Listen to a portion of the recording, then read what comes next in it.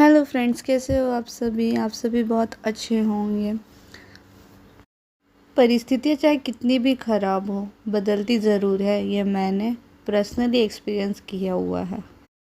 जब मैं बहुत ज़्यादा सैड हुआ करती थी तो मैंने गीता पढ़ना स्टार्ट किया और गीता में हर बात का आंसर है, वो भी डिटेल में बताई गई चीज़ें हैं जिसका हमारे वास्तविक जीवन में बहुत ही ज़्यादा यूज़ होता है। गीता की बातों को जीवन में अपनाने से व्यक्ति को तरक्की मिलती ही है। ये मैंने पर्सनली फील किया हुआ है कि गीता में जो भी लिखा हुआ है वो सब हमें तरक्की की ओर ले जाता है। और गीता को मानने वाला व्यक्ति ना सर्वश्रेष्ठ होता है। गीता में कहा गया है कि परिस्थितियाँ कभी एक समान नहीं रहती है। कभी हम बहुत ज़्यादा खुश रहते हैं तो कभी दुख अचानक से भी आ जाता है। अचानक से आए दुख में भी हमने सब्र किया और हंसते मुस्कुराते दिन व्यतीत किया तो उन दुखों के दिनों को निकलते भी देर नहीं लगती। तो सिचुएशन चाहे कैसी भी हो, हमें बस अपने मन पर सब्र रखना है। पेशेंस सबसे ज़्यादा ज़रूरी चीज़ होती है। श्री कृष्ण जी ने गीता में बहुत बड़ी बात की है जो 100% राइट। कोई नहीं देता है दुखों में साथ, तुम्हें उससे स्वयं लड़ना है और संभलना भी खुद ही है। व्यक्ति जो चाहे वो बन सकता है यदि वह विश्वास के साथ और इच्छुक वस्तु पर लगातार चिंतन करते रहे तो।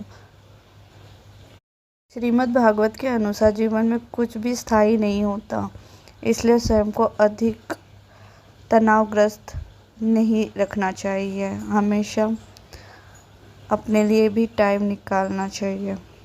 किसी के साथ चलने से ना तो कोई खुशी मिलती है ना ही लक्ष्य, इसलिए मनुष्य को सदैव अपने कर्मों पर विश्वास करते हुए अकेले चलना चाहिए।